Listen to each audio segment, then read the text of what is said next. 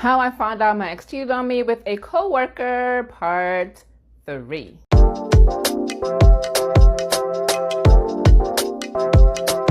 All right, so I left off in part 2 where I mentioned that I saw him in a car. He drove past me and there was a girl sitting in front of the car, and the girl wasn't his sister or his mother. In fact, his sister was sitting in the back seat. Right, so I asked him about that. He gave me some story about, some excuse about it. Was first he said it was his sister's friend, and then he's like, oh, that was just a friend. We kind of had an argument about it, but then we had kind of moved on. And at this point, he had started school. So remember I said at the time he wasn't in school, he was working with his dad. So at this point now he started college because he had taken time off, and now he's in school. So he's not available anymore. He doesn't have as much free time, so I don't see him as often as I used to. But whatever, no big deal. It's whatever. So he's in college, he's playing, and he plays sports in college. So again, he's always busy. And he always had an excuse. And also, another thing I should mention is his neighbor that lives close to his house, like across the street, also worked at my job.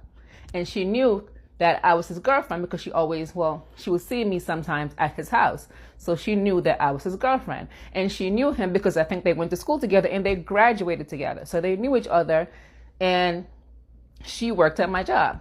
But we didn't work the same shift. So she worked like overnight shift, and I work in the evening. So I would probably see her when I'm leaving work.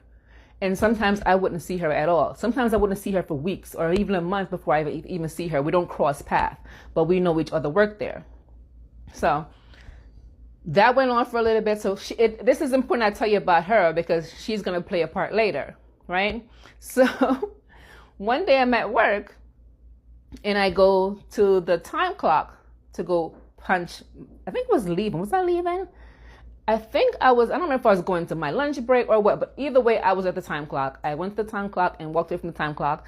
And then the neighbor, I don't know why she was there at that time. It wasn't her shift, but whatever it was, she was there that time. And she was at the time clock. And this girl walked in, another coworker walked in. And she said to the girl, "Hey, are you still dating such and such?" And the girl is like, "Yeah."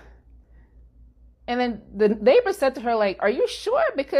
And then she pointed at me because that's his girlfriend. So are you sure that's your boyfriend? Because his girlfriend is right here. And I know that's his girlfriend because I see her all the time. And I've been seeing her there for months. And I said to her, like, "What?" And the neighbor's like, yeah. The neighbor friend is saying to me, like, "Yeah, he's dating her." And like, that can't be possible because we never broke up. So how is he dating her? But I didn't say anything to her because, again, this is not her fault. It has nothing to do with her.